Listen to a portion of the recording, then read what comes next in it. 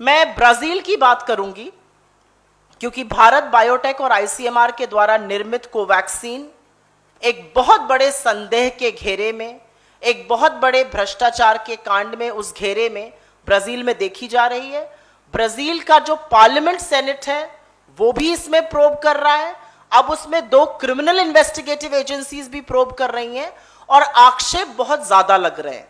आक्षेप सिर्फ भारत बायोटेक पर ही नहीं लग रहे हैं, बट क्योंकि ये कोवैक्सीन जो है वो डेवलप आईसीएमआर की पार्टनरशिप में करी गई है, कहीं ना कहीं ये आक्षेप पब्लिक फंड्स पर भारत सरकार तक आकर रुकते हैं। और अभी $320 मिलियन का एक कॉन्ट्रैक्ट था 2 करोड़ वैक्सीन का, वो सस्पेंड कर दिया गया है। 2 क्रिमिनल इन्वेस्टिगेशन हो रहे हैं और एक पार्लियामेंट्री सेनेट प्रोब हो रही है।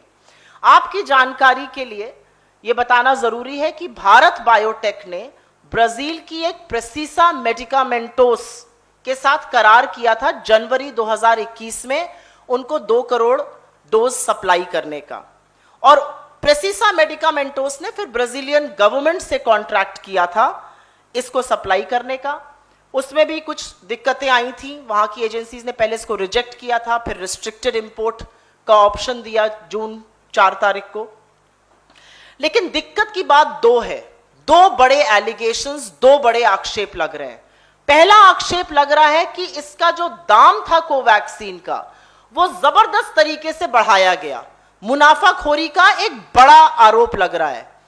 तथाकथित रिपोर्ट्स जो हैं उनके मुताबिक भारत बायोटेक ने पहले $1.34, $1.5 से कम में प्रपोज करा था कोवैक्सीन, और अंततोगत्वा ये कॉन्ट्रैक्ट $15 प्रति डोज पर हुआ, जो उस समय ब्राजील ने उस समय 6 वैक्सीन अप्रूव करी थी, उनको अप्रूवल स्वीकृति दी थी। उस समय भी वो वहां पर सबसे महंगा था।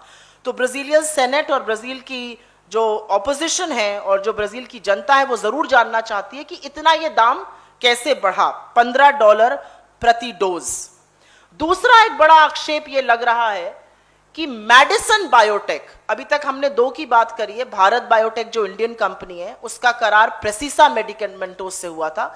अब एक और आरोप लग रहा है कि सिंगापुर बेस्ड एक कंपनी है मेडिसिन बायोटेक, जिसके की फाउंडर भारत बायोटेक के ही फाउंडर हैं। उन्होंने पब्लिक रिलीज में ये एक्सेप्ट भी किया है कि हाँ ये हमारे द्वारा फाउंडेड कंपनी है।